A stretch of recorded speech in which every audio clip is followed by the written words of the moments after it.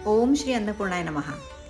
आज काय झालं, माझ्या सुनेला ऑफिसला जायची गडबड होती, म्हणून मग तिने मला विचारलं की आपण असं झटपट काहीतरी वेगळं असं काय करू शकतो की जे बाप्पाला गोड प्रसादही होईल आणि नाश्त्यासाठी बिना कांदा लसूणचं तिखटही काहीतरी होईल।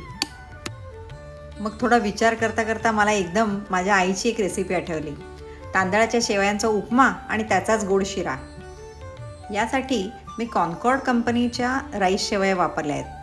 ही खरंच अगदी झटपट होणारी चविष्ट रेसिपी आहे। या शेवया उकळल्यावर 2-3 मिनिटातच छान मऊ शिजतात आणि खूप मस्त अशा मोकळ्या मोकळ्या पण होतात। गव्हाच्या शेवयांपेक्षा थोड्या आम्हाला सोप्या वाटतात, कारण गव्हाच्या शेवयांना कसं थोडासा चिकटपणा येऊ शकतो पाण्याचं प्रमाण जर इकडे तिकडे झालं तर। आता हा इथे मी शेवयांचा उपमा करते, ज्याच्यासाठी मी मटर, बारीक चिरलेलं गाजर, बीन्स आणि सिमला अशा भाज्या वापरल्यात आणि फोडणीमध्ये उडदाची डाळ, जिरं, मोहरी, हिंग, कढीपत्ता आणि मिरची असं बघितलं आहे। बाकी डिटेल रेसिपी तुम्ही डिस्क्रिप्शनमध्ये बघू शकता आणि त्याप्रमाणे केलं तर अगदी सोपं आणि पटकन होणारी ही सुंदर चविष्ट रेसिपी आहे। नक्की तुम्ही ट्राय करा। हा उपमा गरम तर छान लागतोच, पण थंडसुद्धा तितकाच चांगला लागतो। डब्यात वगैरे सुद्धा आरामात नेऊ शकता। आता याच उकळलेल्या शेवया 1 वाटी मी वेगळ्या काढल्या आणि त्याला 1 वाटी खोबरं घातलं, ओला नारळ किसून, आणि थोडं म्हणजे आपल्या गोडीच्या आवडीप्रमाणे थोडी साखर मिक्स केली।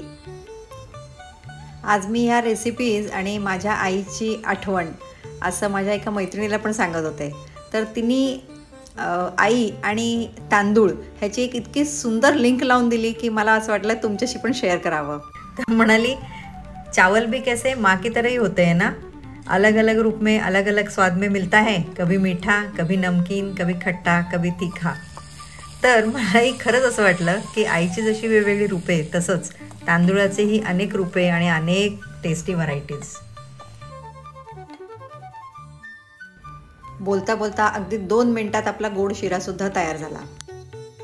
तुपात थोडेसे ड्रायफ्रूट्स फ्राय केले होते, त्याचा इतका खमंग सुगंध पसरला आहे आणि आता मस्त वेलची पावडर घातली आहे त्याच्यात। बस तुम्हाला वाटलं तर थोडंसं केशर पण घालू शकता आणि मस्त एन्जॉय करा। बाप्पाला नैवेद्य दाखवा आणि तुम्ही पण एन्जॉय करा।